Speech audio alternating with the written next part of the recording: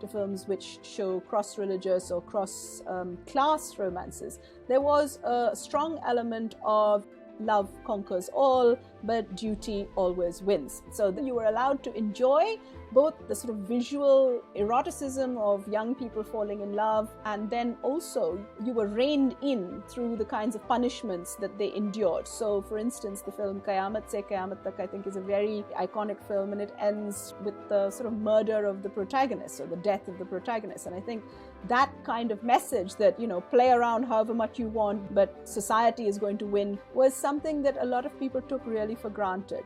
Post 1990s, with some of these new films that were coming up, but particularly with Maine Pyar Kiya, there was some effort, I think, on the part of directors and of audiences to think about what it would mean for the young lovers to win. But even then, a lot of the biggest films always encoded something about loyalty to nation and loyalty to family in there.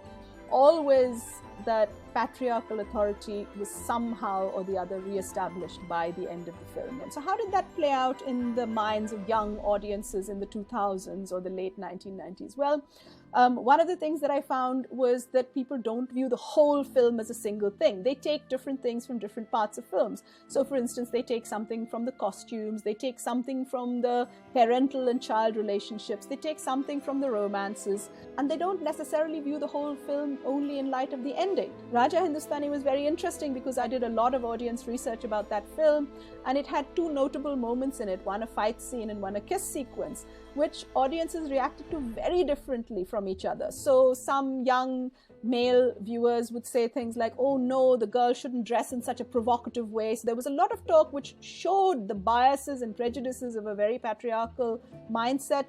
And then with regard to the kiss sequence, there were people who watched that sequence by themselves or with their friends, and they loved it and they incorporated it into their own romances. But there were also people who felt terribly uncomfortable watching an on-screen kiss. They even experienced it as something which made them hate the film, so they used the word ganda a lot.